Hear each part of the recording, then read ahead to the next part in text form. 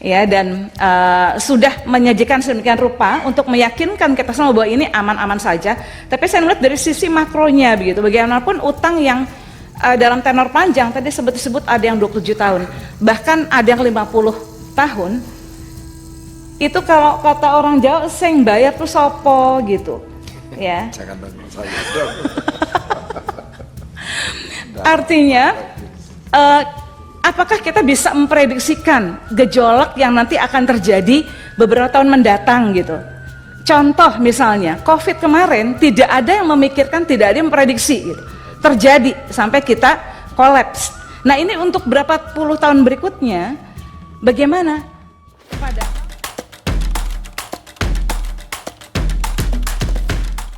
Dirjen Pengelolaan Pembiayaan dan Risiko Kementerian Keuangan Suminto melakukan rapat dengar pendapat dengan Komisi 11 DPR RI, Selasa 7 Februari 2023. Dalam kesempatan itu banyak yang menyoroti soal utang pemerintah.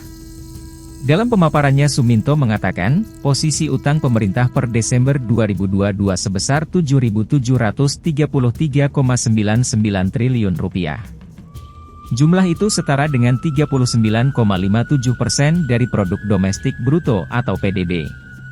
Komisi 11 DPR RI Anies Biarwati mengingatkan pemerintah bahwa utang yang terus membengkak akan membebani generasi mendatang. Bagaimanapun utang yang dalam tenor panjang dalam 20-50 tahun itu, kalau kata orang Jawa sing bayar sopo, ucapnya. Selalu yang dibilang, ini masih aman karena undang-undangnya maksimal 60% dari PDB. Selalu itu yang digaungkan pemerintah, tapi bagaimana kemampuan negara membayar utangnya? Kalau utang tambah terus, otomatis pembiayaan utang kan bertambah setiap tahun. Satu, ini kan sumbernya dari pasal 12 Undang-Undang nomor 17 tahun 2003, bahwa dalam hal anggaran diperkirakan defisit loh Pak. Anggaran itu diperkirakan Pak defisit, tidak boleh direncanakan defisit loh Pak. Jadi kalau kita baca Pak, di Undang-Undang nomor 17 pasal 12, dalam hal anggaran diperkirakan defisit Pak, bukan direncanakan defisit. Ditetapkan sumber-sumber pembiayaan untuk menutup defisit tersebut dalam Undang-Undang APBN. Jadi kalau kita kalau sudah seperti ini berarti kita akan sejak awal merencanakan APBN itu defisit Pak. Merencanakan Pak. Itu. Padahal di dalam undang-undang itu tidak merencanakan, tapi memperkirakan. Judulnya Debt is the mother of all crisis.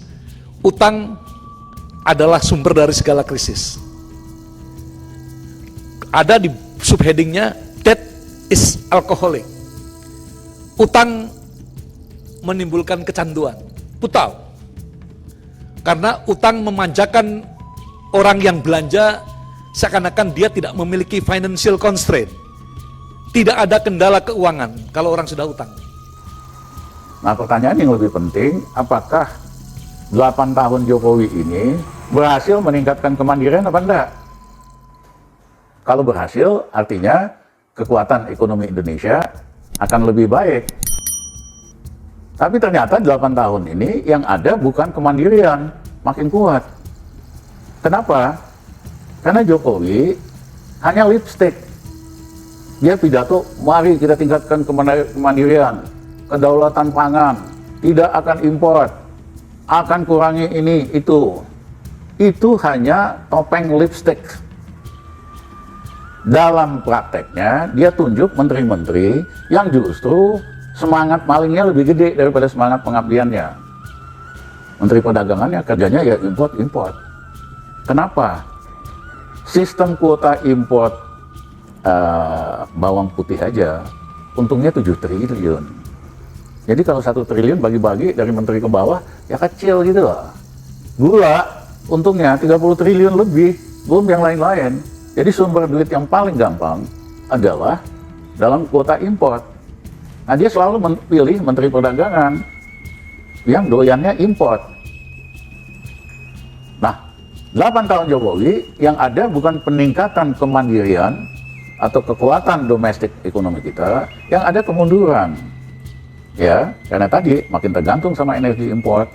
Ya, kita import 1,3 juta barrel minyak bumi setiap hari.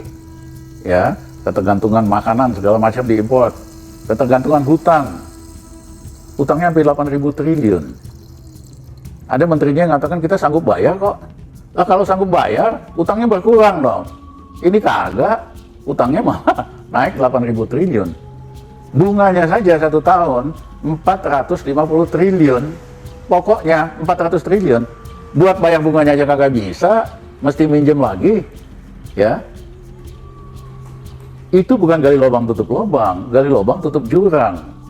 Jadi ilmunya Sri Mulyani ini cuman bisa ngutang dan naikin harga pajak buat rakyat.